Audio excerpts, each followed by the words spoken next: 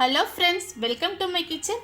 நாம் இப்போ பார்க்க போகிற ரெசிபி என்னென்னு பார்த்தீங்கன்னா, மிக சுவையான தேங்காய் பண்ணு. இந்த தேங்காய் பண்ணை சாதாரணமாக நம்ம பேக்கரியில் தான் வாங்குவோம். பேக்கரியில் வாங்காமல் ரொம்ப சுவையாக, ரொம்ப ஈஸியாக, ரொம்ப டேஸ்டியாக, ஓவன் இல்லாமல், குக்கர் இல்லாமல், நம்ம சாதாரண வட்டை பாத்திரத்தில் எப்படி ஈஸியாக செய்யலாங்கிறத நம்ம இந்த வீடியோவில் பார்க்க போகிறோம்.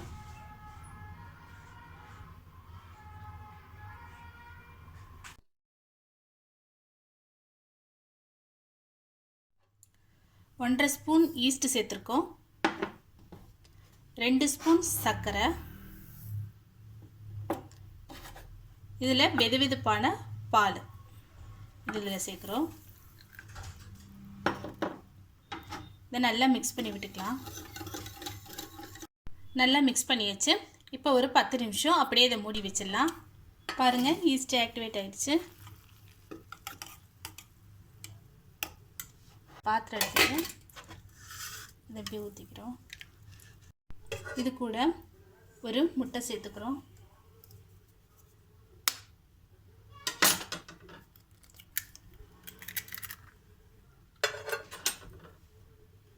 ஒரு 3 ஸ்பூன் சர்க்கரை சேர்த்துக்கிறோம்.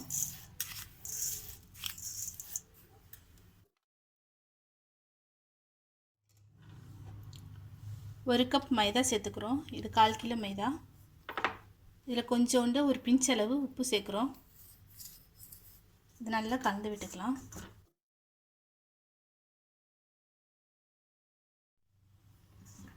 இதில் தண்ணிக்கு பதில் பால் சேர்க்குறோம். பால் லேசான சூடு, வெதுவெதுப்பான பால் கொஞ்சம் கொஞ்சமாக இது பண்ணி நம்ம தெளித்து மாவு பிசைஞ்சிக்கலாம்.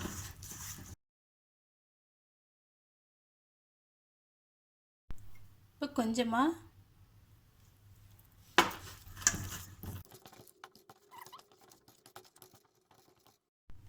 இந்த மாவு எடுத்து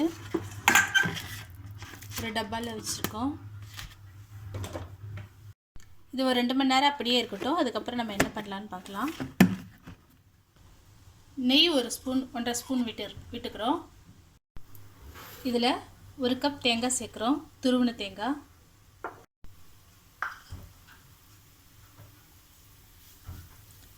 நம்ம தேங்காய் பச்சையாக சேர்த்தோம்னாக்கா கொஞ்சம் சீக்கிரமாகவே கெட்டு போன மாதிரி இருக்கும். இதை மாதிரி நெய்யில் வறுத்துட்டு சேர்க்கும் போது செம்ம டேஸ்டியாகவும் இருக்கும், அவ்வளோ சீக்கிரம் கெட்டும் போகாது. அதுக்காக தான் நம்ம இதில் நெய்யில் கொஞ்சம் வறுக்கிறோம். இது கூடவே கொஞ்சம் ஏலக்காய் தூள் சேர்த்துக்கிறோம்.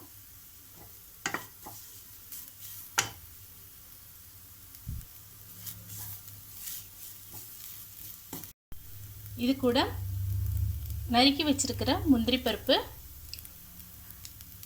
பாதாம் பருப்பு, இதை ஒரு 2லேருந்து 3 நிமிஷம் வறுத்தா போதும். இப்போ நம்ம ஸ்டவ்வை ஆஃப் பண்ணிவிட்டு இதை ஒரு பாத்திரத்துக்கு மாற்றி எடுத்துக்கலாம். வறுத்து வச்ச தேங்காவை எடுத்துக்கலாம். இதில் டூட்டி ஃப்ரூட்டி சேர்க்குறோம். அடுத்ததாக செர்ரி பழம் கட் பண்ணி வச்சுருக்கேன், அது சேர்க்குறேன். இது கூடவே நமக்கு தேவையான அளவு சர்க்கரை சேர்த்துக்கலாம். நல்லா மிக்ஸ் பண்ணி விட்டுக்கலாம். பாருங்கள், நல்லா மிக்ஸ் பண்ணியாச்சு. 2லேருந்து 3 மணி நேரத்து வரைக்கும் ஆச்சு. பாருங்கள் மாவு எப்படி பொங்கி இருக்குன்னு.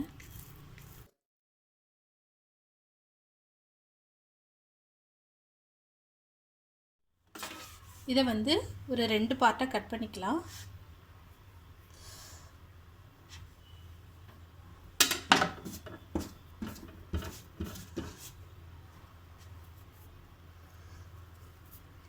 கீழே உள்ள பாட்டு கொஞ்சம் கம்மியாகவும், மேலே உள்ளது கொஞ்சம் அதிகமாகவும் இருக்கும்.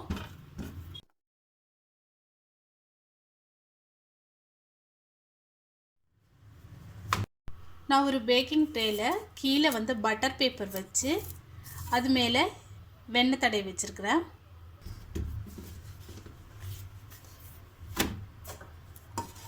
ஃபஸ்ட்டு தேய்ச்சோம் இல்லையா, அதை எடுத்து நம்ம இந்த பேக்கிங் ட்ரேயில் வச்சிடலாம். நம்ம ரெடி பண்ணி வச்சுருக்கிற இந்த ஃபில்லிங்கி இதுக்குள்ளே வச்சிடலாம். இந்த ஓரை மட்டும் விட்டுட்டு எல்லாத்துலேயும் ஃபிட் பண்ணிடலாம்.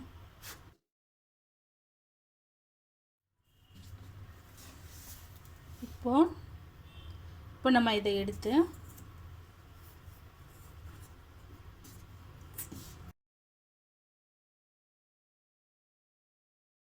இப்போ இதை ஒரு மூடி போட்டு அரை மணி நேரம் மூடி வச்சிடலாம்.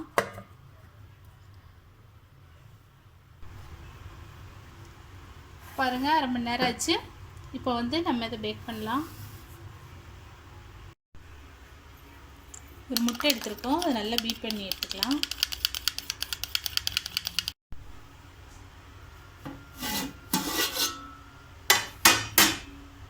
பாத்திரம் சூடாயிடுச்சு.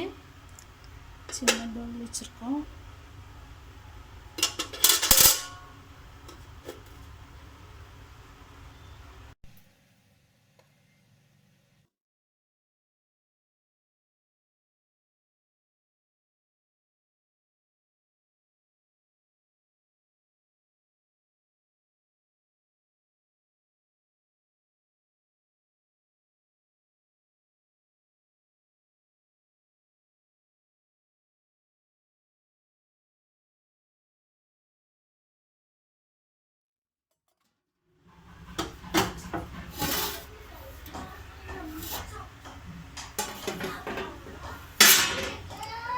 பாருங்கள், சூப்பராக ரெடி ஆயிடுச்சு. இப்போ நம்ம இதை மேலே எடுத்துடலாம், வெளியில் எடுத்துடலாம்.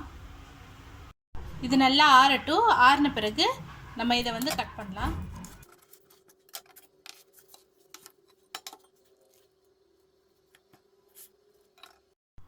பட்டர், ஆயில் இல்லைன்னா கீ ஏதாவது எடுத்து ஏதாவது ஒன்று இதில் அப்ளை பண்ணிக்கங்க மேலே.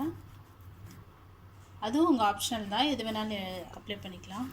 இப்போ நம்ம கட் பண்ணுறோம்.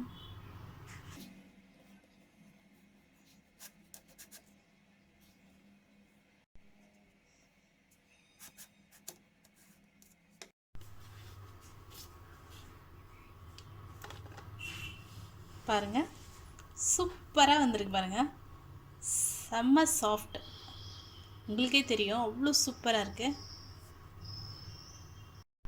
பாருங்கள், செம்ம சூப்பரான தேங்காய் பன்னு தில்குஷ் ரெடி ஆயிடுச்சு.